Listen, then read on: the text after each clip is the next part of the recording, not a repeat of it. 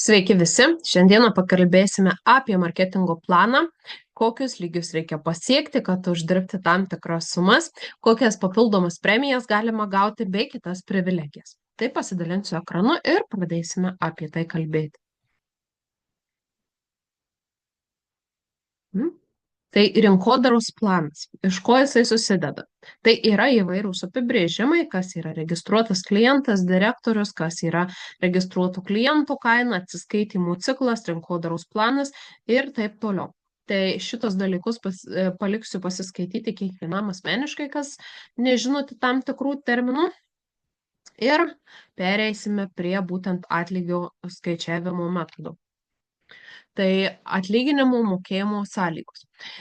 Visi pradeda nuo kliento lygio arba konsultanto lygio dažniausiai, tai kai yra pirmi užsakymai, mažiausios sumos, tai pats pirmas procentas yra 2 procentai, kai užsakymo suma siekia 100 eurų ar daugiau. Bet tas 100 eurų ir tie 2 procentai, vat kaip pavyzdžiui šitoje vietoje yra pažymėti, tai tas 100 gali būti ne tik tai jūsų asmeniniai, bet tai ir jūsų komandos apyvarta. Tai tarkim, jūsų gali būti 50 ir ten, tarkim, 2 klientai pasidaro po 25 PIV ir jau yra 100 PIV eurų. Tai PIV tai būtent bus asmeninė apyvarta, o PGV tai yra grupės apyvarta. Ir kaip matote, kad gauti komisinius, tuos 2, 4, 6 ir taip toliau procentus, reikia turėti asmeninę apimtį bent už 25 PV.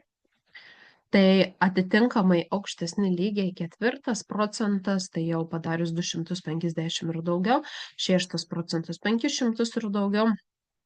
Ir taip toliau. Direktoriaus lygis yra 5000 ir daugiau.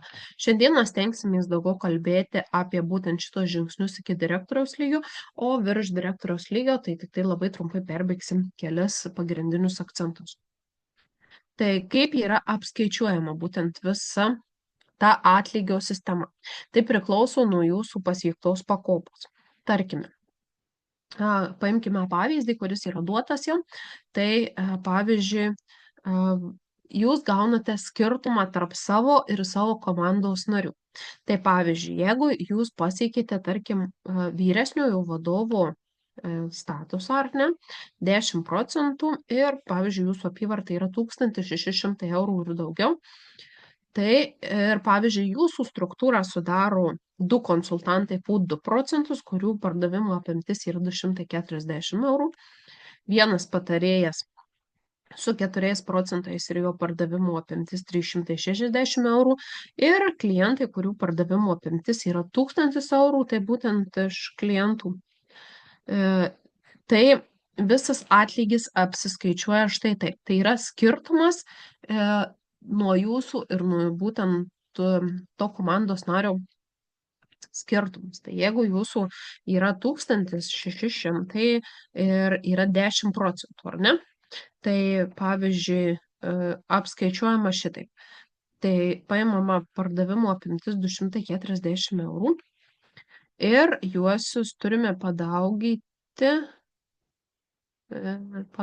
taip, iš 10 procentų atėmus 2 procentus, nes tuos 2 procentus tas konsultantas ir gauna, kuris užsidirbo 2 procentus, o jums yra mokamas skirtumas, tai yra 8 procentai.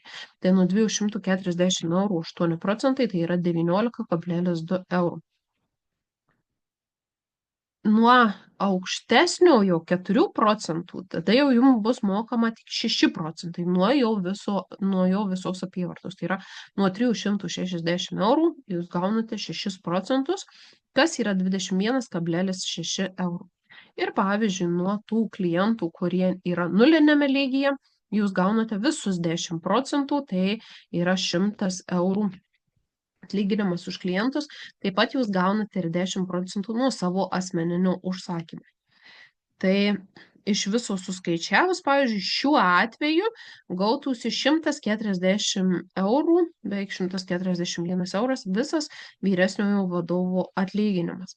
Tai būtent, kaip ir minėjau, kad jūsų atlygis tai yra tas skirtumas tarp jūsų pakopos išmokų procentinės dalies ir jūsų asmeninės grupės klientų pakopos. Tai skirtumas tada skaičiuosime. Paimkime tada dar kitą pavyzdį, vaizdesnį, kad jums būtų truputį aiškiau. Tai tada šitaip aš padarysiu, nupiešiu tiesiog vaizdžiai, kad pavyzdžiui, čia esate jūs, ar ne? Ir tarkime, jūs turite 12%, tarkime, imkime, ar ne? 12. Ir turite pas save komandoje žmonės, kurie yra pasiekę tam tikrus procentus, ar ne? Tarkime, šitai pabraižysim. Šitaip ir šitaip. Ir tarkime, šitas klientas turi 4%, ar ne? Šitas klientas turi 2%, šitas klientas turi 0%, šitas klientas turi 2%. Ir šitas turi, pavyzdžiui, galbūt ir kokius 4%, tarkime. Ar ne? Ir tada kaip skaičiuosi būtent tas atlygis. Šitaip gal tiesiog nubrėšiu, bus greičiau. Tai vėlgi jūsų yra, kadangi 12%, tai jums nuo jūsų komandos skaičiuojasi skirtumas. Tai pavyzdžiui, nuo šito 4% jums tada grįžta 8%, nuo jojo apyvartos pasidauginant iš 8%, nuo šito jums grįžta visi 12%, kadangi jisai nepasiekė nieko, nuo šito jums grįžta vėl 8%, nuo šito grįžta jums 10%. Ir nuo šito grįžta taip pat 10%. Tai įeina visi, kas yra po tą struktūrą. Tai yra, jeigu čia yra jūsų pirmos linijos žmogus, tai jau ten po juo kas yra, tai jau jie skaičiuosi jums. Bet jeigu, pavyzdžiui, po šito žmogumi yra ten dar kažkas tai, ar ne, tarkime, būtų, jeigu po šito žmogumi būtų, tarkime, jisai yra nuliukas, bet čia yra, tarkime, 2% po juoju, ar ne? Na, tai tada automatiškai irgi būtų čia 2%, bet jeigu jisai nepasidaro savo asmeniniu užsakymu, tai tada, tarkime, jums keliautų vis tik visi 12, jeigu jis nepasidarytų asmeniniu to užsakymu, tai nuo šito žmogaus jums atkeliautų tas procentas, bet jau čia tokie tam tikri niuansai. Bet gal aišku šita lentelė ir aišku būtinai reikalingas asmeninis užsakymas bent už 25 PIB taškus. Tai. Gal taip vaizdžiau bus aiškiau, kaip visa ta sistema veikia. Ir šioje kompanijoje, pavyzdžiui, man pačiai, kas asmeniškai patinka, kad mes esame orientuoti daugiau ne tik tai į asmeninius klientus, kurie yra tiesiogiai po mumis, bet mes esame taip pat labai suinteresuoti, kad mūsų komandos nariai taip pat kurtų komandas, nes kuo didesnė po mumis esančio nario komanda, tuo didesnį procentą taip pat ta komanda mums padeda uždirbti. Bet paraleliai reikia turėti kelis žmonės, kad nebūtų taip, kad jūsų žmogus aplenkia jūs. Nes taip irgi gali būti. Tai nebūna taip, kad jeigu yra dirbantis žmogus, tai jis tik jūs kelia. Ne, tai jeigu jūs nedirbsite, tai jūs ir nepakilsite, nes jūs busite tiesiog tam pačiam lygmenį arba jūsų žmogus jūs tiesiog praaugs. Tai reiktų tada kurti bent tas vadinamas kuojeles, kelias, kad jos turėtų viena nuo kitos atsvarą. Nes jeigu turėsite tik vieną žmogų ir tas žmogus statys komandą, tai jums naudos kaip ir nelabai bus. Tada pereikime tolyn ir žiūrėkime, kas yra toliau. Toliau eina jau direktoriaus premijos Ir jau kai pasiekime direktoriaus lygį, tai ten jau yra truputį kiti skaičiavimai. Direktoriaus lygį pasiekus, tai skaičiavimas yra lygiai dar tas pats, kaip ir buvo iki to, o tada jau vyresnysis direktorius, struktūros direktorius ir taip toliau.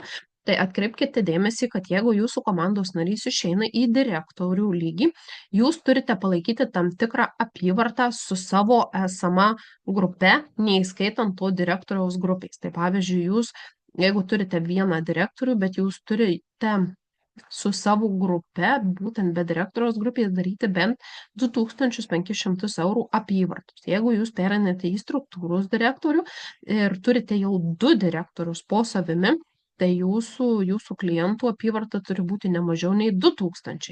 Tai vėl atitinkamai pasiskaičiuoja jums nuo jūsų direktorių kitos premijos. Jeigu šita vieta nėra aiški, tai tada galėtume asmeniškai pabendrauti ir susižiūrėti, kas yra neaišku ir kas ten yra ne taip. Bet čia yra taip pat duoti tam tikri pavyzdžiai, kuriuos galima sėdėti, studijuoti ir galima tiesiog palei tą pavyzdį sužinoti, kaip tas vyksta. Dabar yra dar kitos papildomos tokios premijos, tai pavyzdžiui, kvalifikacinės premijos. Išlaikius lygį tam tikrą laiką, ar ne, tai mokama kvalifikacinė premija. Direktoriaus lygyje tai yra 1000 eurų, vyresniojo direktorių 500 eurų, struktūros direktoriaus 2000, verslo direktoriaus 3000 ir taip toliau. Matote, kuo toliau, tų įspūdingi ir skaičiai. Ir dar yra viena iš privilegijų būtent moterim, kurios laukiasi arba planuoja vaikelį, tai tėvų premija, kuri yra mokama už gimstantį vaiką, ar ne, tai reikia išlaikyti 14%, tai yra direktoriaus pavaduotojų statusą, ne mažiau nei 6 paskutinių metų ciklus. Ir premijos suma yra 40 eurų. Premija mokama kiekviename atsiskaitymų cikle per 1 metus, jei šeimoje atsiranda vaikas. Už antrą ir kitus vaikus 50 eurų premija už kiekvieną atsiskaitymų ciklą. Ir asmeninė apimtis tokiu atveju vis tiek turėtų būti bent 25 PV. Ir tada dar pereikime prie kitų privilegijų ir bonusų, kurios priklausytų megabonus. Tai yra bonusas skirtas visiems, kurie per 1 metus pasiekė direktoriaus arba aukštesnį lygį. Tai pasiekus direktoriaus lygį ir jį išlaikius 1000 eurų premija, vyresniojo direktoriaus 500 eurų premija, struktūrinio direktoriaus 2000, verslo direktoriaus 3000 ir taip toliau. Iš viso galima susirinkti net 16 500 eurų per metus. Tai čia yra irgi vėl parodyta tas pats, ta pati lentelė, ar ne? Ne, ta pati kita lentelė iš tikrųjų, bet tiesiog surašyta, kiek reikia atitikti, kiek turi būti minimalios pajamos, kiek grupinė apyvarta, kiek iš visų pardavimų turi daryti grupė ir koks yra mega bonusas bei kvalifikacinės premijos.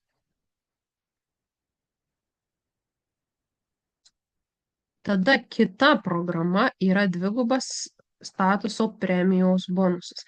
Tai skirtas yra visiems tiems, kurie yra ilgiau nei 1 metai registruoti ir yra tam tikras galiojimo laikotarpis.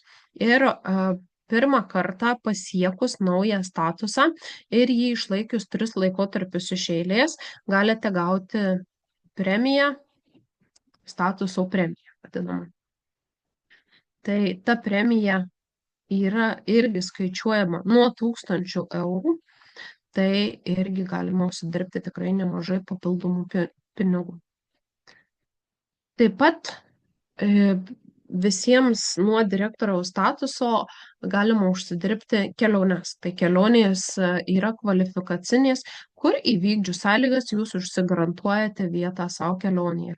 Nereikia jums su niekuo varžytis, nereikia dėl nieko lenktyniauti ir panašiai. Tiesiog gaunate savo asmeninį tikslą, kurį turite padaryti. Padarote, keliaujate, nepadarote, nekeliaujate. Šiais metais kelionė yra į Graikiją, pernai metais kelionė buvo į Turkiją. Tai čia būtent tie, kurie yra nuo direktoriaus statuso ir aukščiau. Jeigu esate dar aukštesnėme statuse, tai tada priklauso dar vienos papildomos kelionės. Tai nuo verslo direktoriaus ir aukščiau įvykdžius sąlygas, šiais metais lapkritį keliaujama yra į Kanarų salas. Ir taip su visomis kelionėmis užsidirbt galima tikrai neblogas jas. Taip, šiandieną tiek būtent apie marketingo planą. Tikiuosi, jis jum bent kažkiek tapo aiškesnis. Jeigu ne, tai tiesiog galite susisiekti su manimi arba su žmogumi, kuris jūs pakvietė žiūrėti šį video, kad tiesiog plačiau paaiškintume būtent tas vietas, kurios jums yra neaiškios. Tai šiandieną ačiū jums už jūsų dėmesį ir susitiksime kituose video.